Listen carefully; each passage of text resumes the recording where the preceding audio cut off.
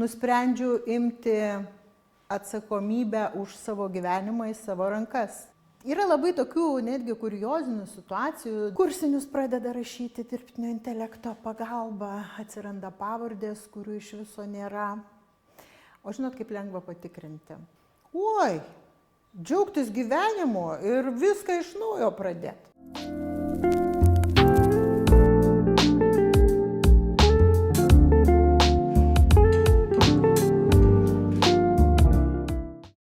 Sveiki visi! Šiandien studentų lange ypatinga viešnia. Klaipėdos universiteto socialinių ir humanitarinių mokslų fakulteto žurnalistikos studijų programos vadovė, pedagogikos katedros vedėja, docentė, daktarė Rosita Vaičiulė. Labadiena. Labadiena visiems. Tai vien iš jūsų prisistatymo matome, kad esate be galo darbšti ir imate iš gyvenimo viską. Taigi, kas jums padeda išlikti tokiai ambicingai? Tai labai teisingai pasakėte. Imu iš gyvenimo viską. Tai turbūt ir yra mano devizas, o apie ambicijas gal ne ambicinga. Gal tiesiog kažkada prieš daug metų nusprendžiu imti atsakomybę už savo gyvenimą į savo rankas. Tai nuo to viskas ir prasidėjo, o paskui kaip riedantis traukinys, reikia tik įsibėgėti. Kokia buvo jūsų motyvacija rinktis komunikacijos mokslus ir kuo jūs traukia labiausiai? Iš ties, kalbant, tai komunikacijos mokslai atėjo pas mane su disertacijos rašymu. Šiaip jau mano kelias, žurnalistikos kelias ar vieškelis, kaip čia pasakyti, prasidėjo labai seniai, man buvo 19 metų. Ir aš pradėjau dirbti, baigusi mokyklą rajoninėme laikraštyje, paskui turėjau svajonę studijuoti žurnalistiką. Tuomet buvo tik tai Vilniuje, bet nepavyko man įstoti į žurnalistikos studijas ir šiek tiek gyvenimas pasuko kitą linkme. Tapau diplomuota edukologė arba pedagogė. Na, o paskui atvykusi Klaipėdą, darbavausi ir Klaipėdos miesto dienraščiuose, ir radijuje šiek tiek. Ir po to tiesiog mokslas atvedė mane į komunikaciją, nes logiškai imant visada, juk komunikacija eina kartu ir su žurnalistika, ir su pedagogika taip pat. Kokia jūsų manymų yra svarbiausia informacija arba esmė, kurią studentai turėtų suvokti apie komunikacijos mokslus? Aš manyčiau, svarbiausia komunikacija yra pirmiausia įtikinti arba įtikinamai pateikti žinią, informaciją.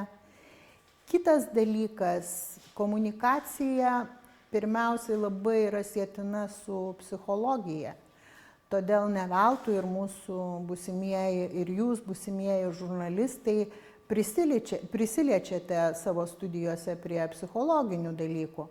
Nes gerai komunikuoti turbūt yra mokymasis visą gyvenimą. Tai nėra, kad studijas baigei ir moki komunikuoti.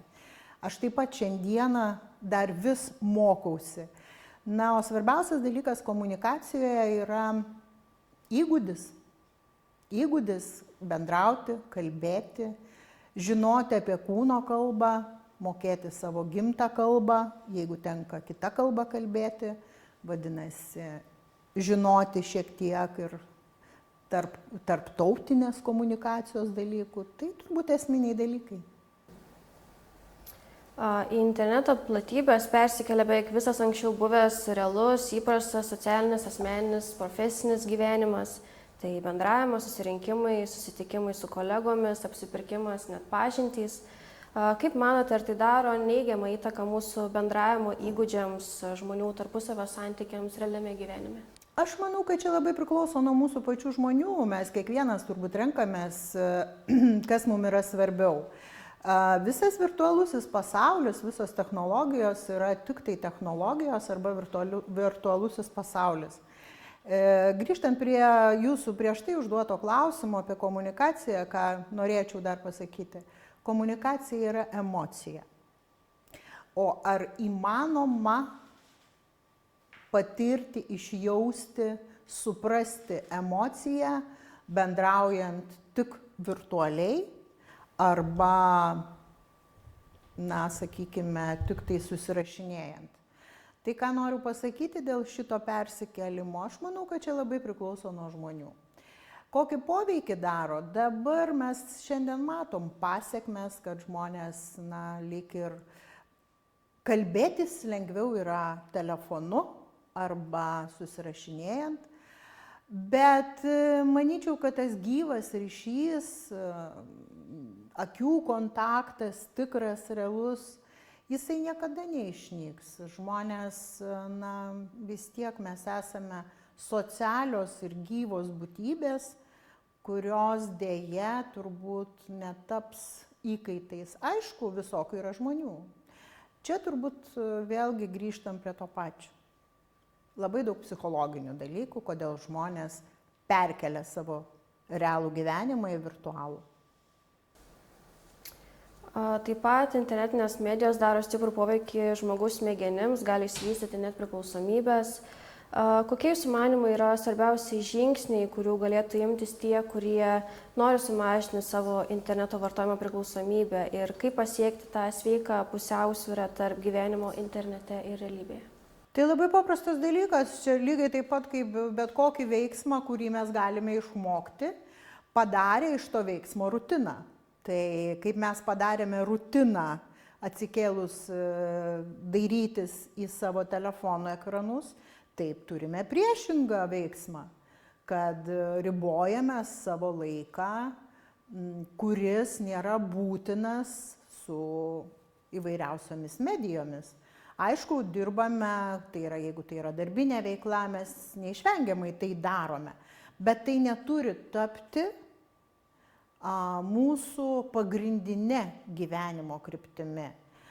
Tai turi, apskritai yra moksle, na, tokia sritis nauja atsiradusi, tai yra medijų ekologija, kuri akcentuoja 3 sritis. Viena iš jų yra ekoemocinė, ką tai reiškia. Tai reiškia, kad medijos veikia emocijas. Kita yra ekofizinė, tai yra kaip medijos, kokį poveikį medijos daro sveikatai. Ir dar viena yra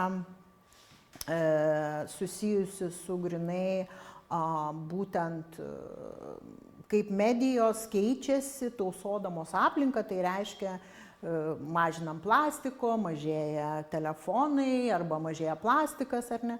Tai kalbant apie būtent kaip išmokti gyventi saugiai su medijomis, tai lygiai taip pat pasidaryti rutiną, veiksmus, kurie mums padėtų gyventi realiame pasaulyje, riboti laiką, daugiau vieniems su kitais susitikti, jeigu galime neskambinti, geriau susitikime, savaitgaliais netikrinti elektroninio pašto, nes tikrai nėra būtinybės. Tai elementarūs tokie dalykai turbūt, kuriuos galim padaryti kiekvienas, jeigu turime noro. Kaip jūsų nuomonė galėtume skatinti informacijos vartotojus kritiškai mąstyti ir tikrinti faktus, ypač atsižvelgiant į tai, kad vyresnės kartos žmonės dažniau linkusios tikėti medijų informaciją? Tai yra vėlgi disciplina, medijų raštingumas, apie kurį yra labai plačiai kalbama ne tik Lietuvoje, visose demokratinėse šalyse. Na, o dėl atrankos kriterijų, dėl to, kaip kritinį savo mąstymą ugdyti. Kritinis mąstymas yra toks labai populiarus žodis darosi, ugdyti kritinį mąstymą. Mokykloje ugdom kritinį mąstymą, studentam irgi ugdom kritinį mąstymą, bet kažkaip vis jo trūksta mums. Iš esmės, kaip tik klausiausi duomenis apie lietuvių atsparumą propagandai, dezinformacijai. Tai mūsų situacija tikrai Lietuvoje yra pakankamai, galima sakyti, kad visai nebloga. Bet vyresnės kartos žmonės iš įpratimo turbūt, ypatingai senjorai, jie buvo įpratę tikėti, sakykime, tą tradicinę žiniasklaidą, tai jiem tikrai yra šiandieną sunku susiorientuoti. Tai ką galime? Yra jaunesnė karta, turime kalbėtis apie tai, diskutuoti, tai kokiagi ta informacija yra, kurią verta iš tiesų skaityti, žiūrėti, o kur yra vadinamas internetinis šlamštas arba internetinis šiukšlynas. Tai iš tiesų vieni kitiem padedami, tie jauni žmonės, kurie žino, sakykime, tie patys troliai, botai ar ne. Turėjau praėjusią savaitę tokį seminarą, susitikimą su kolegijų dėstytojais ir kai išvardijau tuos terminus, kai kurie žmonės iš tiesų nežino, troliai, botai, arba žino žodžius, bet nežino jų reikšmę. Tai vieniems su kitais daugiau dalytis informaciją ir vieniem iš kitų mokytis. Tai turbūt vienintelis dalykas - diskutuoti apie tai. Kito patarimo nėra turbūt. Pakalbėkime apie dirbtinį intelektą.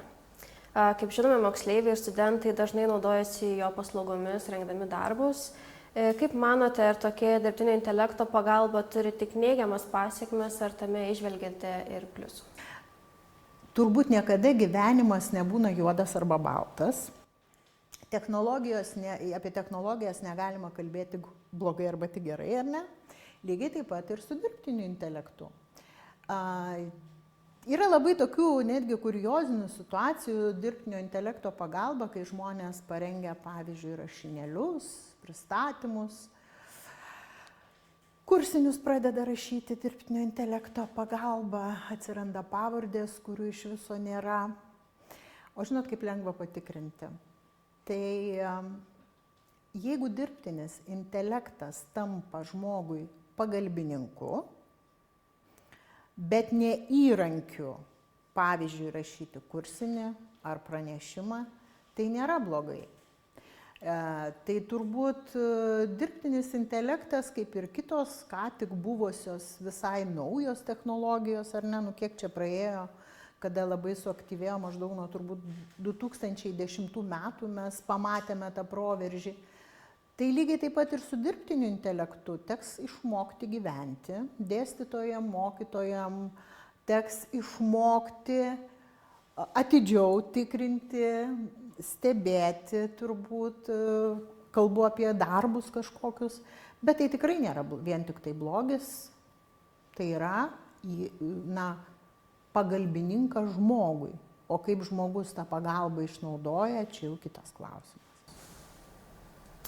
Taip pat, kaip ir minėjote, kad dirbtinis intelektas nuolat tobulėja, tai kaip manote, ar yra įmanoma, kad jis kada nors galės pakeisti žurnalistus ir kaip tai atrodytų? Netgi diskusiją klausiausi. Galbūt dirbtinis intelektas gali, kaip tik buvo pavyzdys apie sporto žurnalistiką.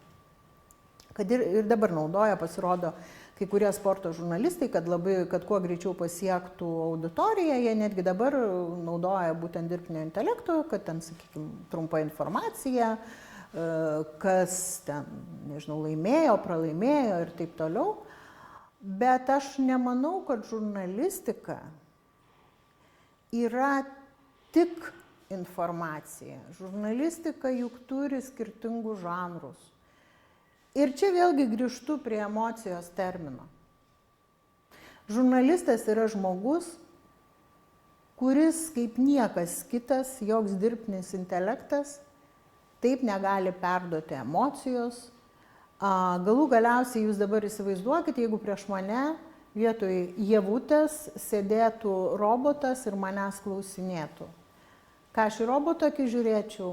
Nebūtų jokios normalios komunikacijos, nebūtų atgalinio ryšio. O juk komunikacija pirmiausiai yra siejama su grįžtamuoju ryšiu. Tai yra siuntėjas, gavėjas, gavėjas, siuntėjas. Tai aš liksiu prie savo nuomonės, aš manyčiau, kad tikrai ne. Nes žurnalistika yra ne tik apie informaciją, bet ir apie emociją.